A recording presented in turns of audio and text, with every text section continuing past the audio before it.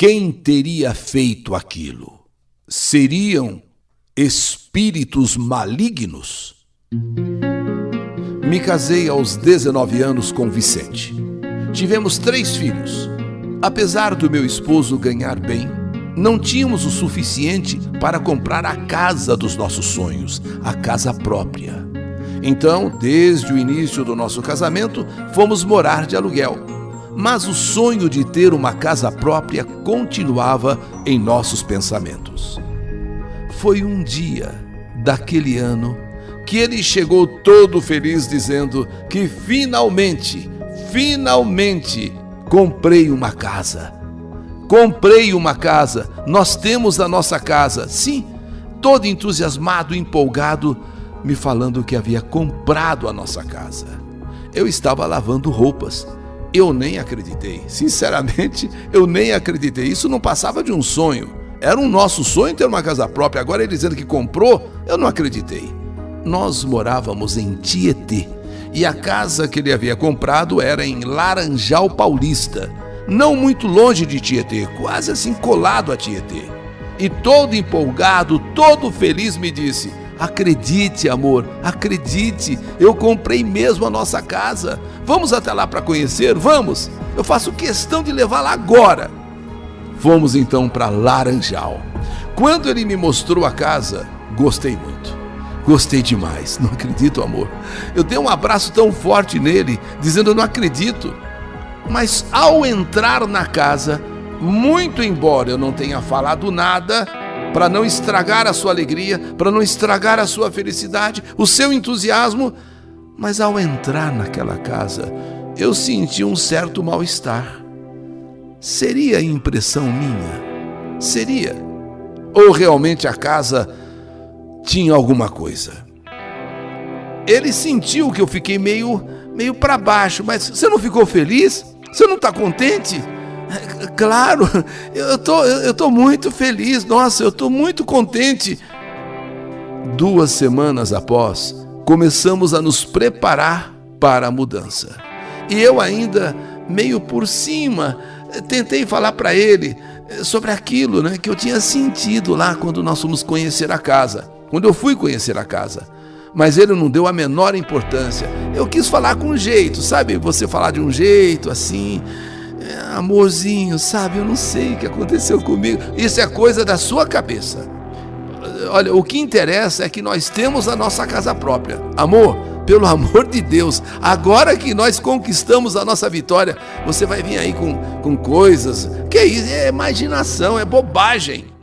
Quando entrei novamente na casa, agora com a mudança, por mais que eu quisesse, não dava para ignorar o arrepio que eu senti. Mas era um arrepio constante, em cada cômodo que eu ia, um arrepio. Sabe aquele arrepio, aquele calafrio? E à noite, a primeira noite, eu não conseguia dormir.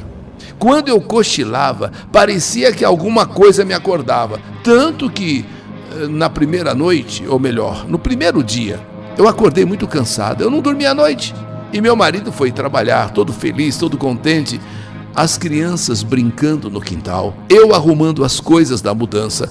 Quando nisso, o meu sobrinho vem correndo e chorando, dizendo que a minha filha havia dado um tapa no rostinho dele. E aquilo era visível, pois o rosto dele estava vermelho. Inclusive, estava assim, até meio inchado. Sabe quando você dá um tapa, fica meio inchado? Minha filha, no entanto, jurou que não tinha batido nele. Eu não bati, mamãe. Eu não dei tapa nele não, mamãe. E confesso que eu achei meio estranho mesmo, porque aquele meu sobrinho, 12 anos, a minha filha, 6. Como ela teria força para fazer aquilo nele de 12 anos? Ainda que tivesse dado um tapa, mas um tapa de uma criança não vai deixar vermelho daquele jeito e até meio inchado. Contei sobre essas coisas para minha cunhada. E essa foi a primeira vez, vamos dizer assim, tornei público o meu sentimento, eu tornei público a minha preocupação de que naquela casa tinha alguma coisa esquisita. Naquela casa tinha alguma coisa estranha. mas pedi para que ela não falasse nada pro irmão dela, não falasse nada pro meu marido, não fala nada para ele. Olha, ele está tão feliz com a casa, ele está tão feliz, e eu não quero estragar a felicidade dele, mas é uma coisa que eu estou sentindo. Eu não estou bem. Isso eu não estava mesmo. Realmente não havia como eu segurar aquilo para mim. Pelo menos para minha cunhada eu falei. Eu não sei porquê, eu sentia maus presságios ali dentro. É coisa da cabeça da gente? É coisa de imaginação? Sei lá, mas eu sentia que alguma coisa esquisita ia acontecer, alguma coisa má iria acontecer. Mesmo pedindo, não adiantou. Mesmo pedindo para minha cunhada que não falasse nada para o irmão dela, a minha cunhada acabou contando. Acabou falando tudo aquilo que eu tinha falado para ela. Mas eu pedi para ela não falar, mas ela falou. Meu marido, que não acreditava em nada, falou para a irmã dele: isso é bobagem, isso é besteira, isso é coisa da cabeça dela, sabe? Não sei o que deu nela de ficar pensando um monte de besteira, de bobagem. E acabou ficando por isso mesmo. Minha cunhada, que estava em casa me ajudando a arrumar a mudança, meu marido a levou para a casa dela. Enquanto isso, eu peguei uma vassoura. Meu marido foi levar a irmã para a casa dela. Enquanto isso, eu peguei uma vassoura e fui varrer a frente da casa. E avistei então a vizinha, uma vizinha com cabelos grisalhos, bem grisalhos, que começou a me olhar de forma estranha. Sabe quando uma pessoa já meia de idade, já cabelos grisalhos, fica te olhando assim, sabe? Olhando assim. Eu até olhei para mim, para ver se tinha alguma coisa errada comigo. Sabe quando você olha assim, você mesma, para ver se tem alguma coisa errada? Por que a outra pessoa está olhando daquele jeito? Mas estava tudo normal. Eu acabei, então, terminando de varrer a calçada, assim, à frente da casa, e entrei. Porém, aquele olhar estranho, aquele olhar esquisito da vizinha ficou martelando na minha cabeça. Meu marido voltou e contei para ele sobre o caso da vizinha. Sabe que eu fui varrer a frente da casa? A vizinha aí do lado, essa senhora aí, né? Essa senhora aí, idosa, de cabelos brancos, ficou me olhando, me medindo de cima a baixo, assim, de um jeito estranho, sabe? Meu marido respondeu: não tem nada de errado, tá tudo certo. Mais uma coisa você vai pôr na cabeça? Pelo amor de Deus, meu amor. Poxa, já não basta o que você pôs na cabeça da casa e que me inferniza com isso? E agora a vizinha? Não é, meu bem. É que ela ficou me olhando estranho, me olhando assim de cima a baixo, que aquele olhar, tanto é que eu olhei para mim para ver se tinha alguma coisa errada comigo. No dia seguinte, meu marido foi trabalhar. Ele não perdia um dia de serviço. E eu fui até a escola fazer a transferência dos meus filhos. E novamente eu encontro aquela vizinha. E de novo ela ficou me olhando de maneira como no dia anterior, muito estranha. As crianças estavam felizes, cada uma tinha seu quarto. Nossa casa, eu não posso negar, muito bonita e impecável. E decidi então que eu iria perguntar à vizinha por que ela me olhava daquele jeito. Aquele olhar que me deixava perturbada, aquele olhar que me deixava incomodada. Aproveitando que não tinha ninguém em casa, crianças na escola, marido trabalhando, peguei a vassoura novamente e fui varrer a calçada. Mesmo que não precisasse, porque eu tinha varrido no dia anterior, mas eu fui varrer a calçada. O meu objetivo era mesmo, sabe, ver a vizinha e encontrar com ela e perguntar para ela o que estava acontecendo. Bom, e não demorou muito que eu estou varrendo, meio devagar, olhando para a casa dela. Não é que ela apareceu? A vizinha de cabelos grisalhos, a vizinha de bastante idade, e com aquele olhar, ela ficou me fitando, me olhando assim de longe, e então era a oportunidade que eu esperava. Eu fui até ela e perguntei: por que a senhora me olha desse jeito? Por que a senhora me olha de maneira assim tão esquisita? Tem alguma coisa errada comigo? A senhora pode falar, pode dizer. É porque eu acho você muito corajosa. Corajosa? A senhora nem me conhece direito, a gente mudou faz 2, 3 dias para cá. Se eu fosse você, moça, eu convenceria seu marido a sair dessa casa.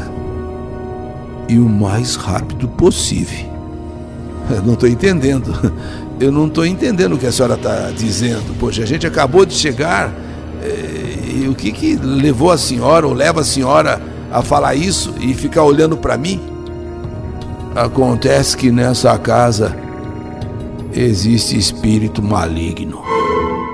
O que a senhora está falando? Espírito maligno? É que quem morava aí reformou a casa para vender. Ela parece até nova, mas os espíritos continuam vagando nessa casa. Eles permanecem nela. E você vai ver logo, logo o que vai acontecer. A senhora não pode falar desse jeito. Pelo amor de Deus, a senhora está me deixando com medo. É a casa que eu moro, eu tenho os meus filhos, meu marido. Eu estou avisando. Eu só estou avisando que logo, logo você vai ver. E dizendo isso, essa vizinha virou as costas, abriu o portão e entrou em sua casa. E eu fiquei ali, segurando aquela vassoura. Eu que desde a primeira vez que entrei na casa, senti aquela coisa estranha. E esses dias em que eu estou morando, calafrios, arrepios. E agora essa mulher fala isso, essa vizinha fala isso. Eu que já estava apavorada, fiquei muito mais apavorada 10 dias depois, praticamente sem dormir, sentindo uma perturbação incrível. Tudo que eu fazia dava errado. Era comida que queimava, era carne que estragava. Meu marido que deu de brigar comigo, de tanto ele ouvir eu falar que não queria mais ficar naquela casa, não quero ficar mais nessa casa, não quero ficar mais nessa casa. Ele começou a brigar comigo, de tanto ele ouvir eu falar que não queria mais ficar morando ali. Depois que essa vizinha falou que eu espere, que você vai ver o que vai acontecer. Agora que eu não quero mais mesmo, agora eu abri de vez. Eu não quero mais morar aqui.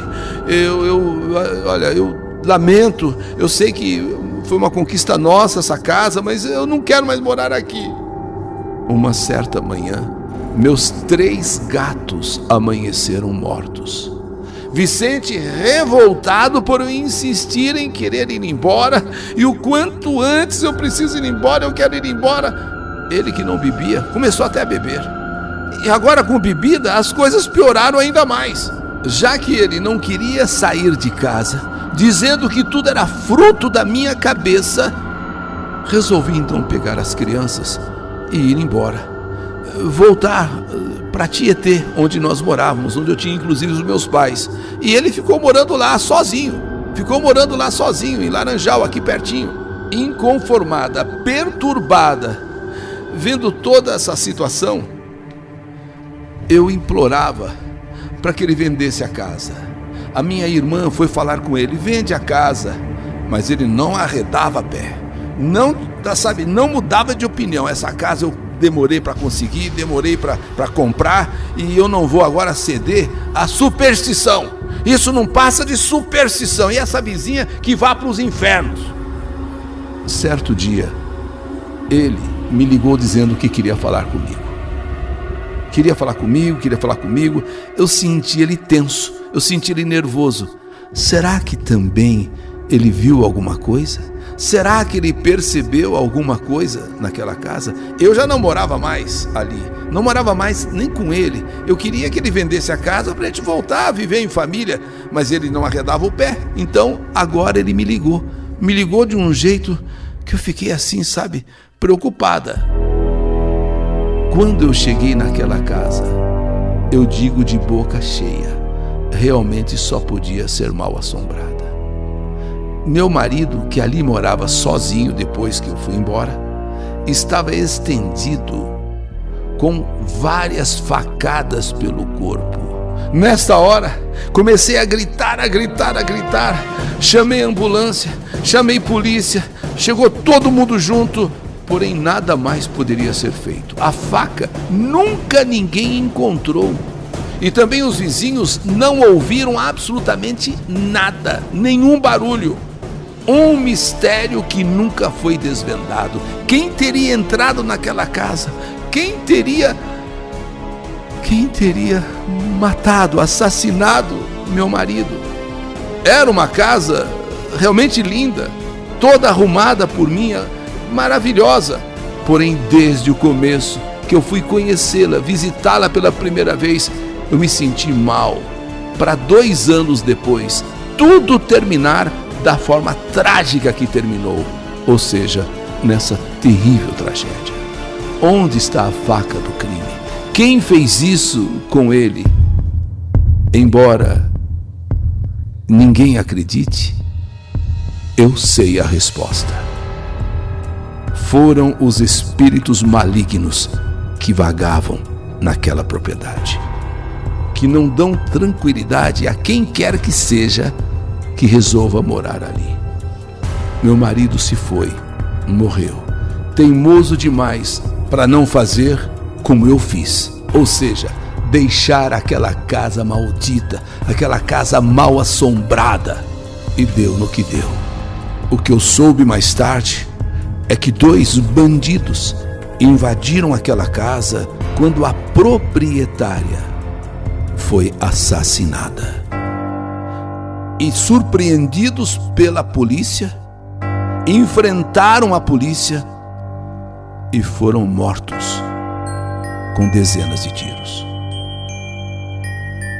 A senhora dona da casa, essa, descansa em paz, porque era uma boa mulher. Porém, os bandidos maus, segundo falam, segundo dizem, seus espíritos estão ali para assombrar, para perturbar quem quer que more naquela casa.